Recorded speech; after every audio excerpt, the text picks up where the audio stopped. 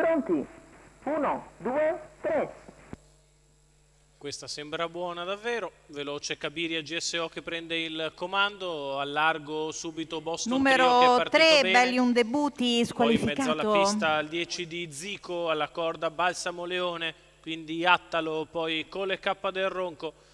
Boston Trio è passato a condurre dopo 200 metri in 15,3, si porta con decisione al comando, ma c'è l'attacco da parte di Zico che gli dà la bordata.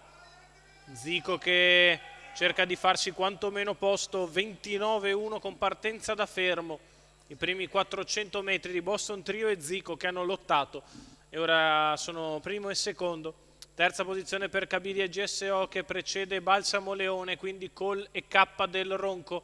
Di fuori c'è Attalo con in scia Cobalto di No che è partito molto bene dai 20 metri. Poi ancora Candei Greppi, mentre si va a completare il primo giro di corsa in 1 minuto e 2 decimi, 31,1 per la seconda frazione.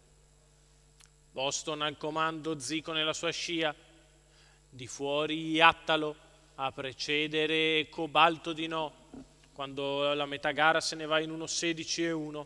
Boston Trio e Zico, Attalo di fuori, Cobalto di No in seconda pariglia, in terza c'è Candei Greppi con accanto Balsamo Leone, quindi Cole K del Ronco affiancato da Desio Joslan, poi mano a mano gli altri con Bellamente e Cracopì a precedere Eclair, Magic e Vortice Leo.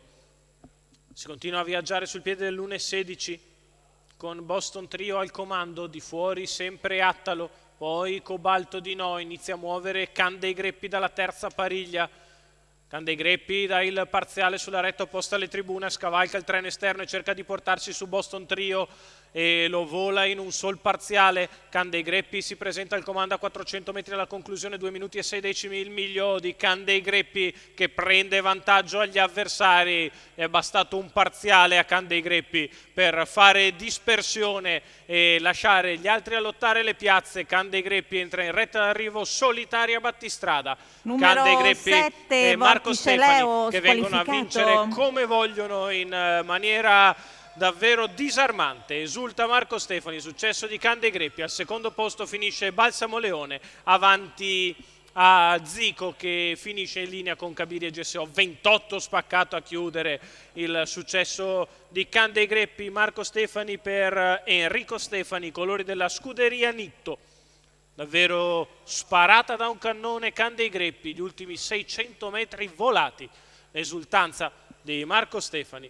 Candei Greppi che vince come vuole, il saluto alla tribuna. Al secondo finisce in spinta Balsamo Leone, mentre per il terzo posto Cabiria GSO forse riesce a rientrare in open stretch a Zico.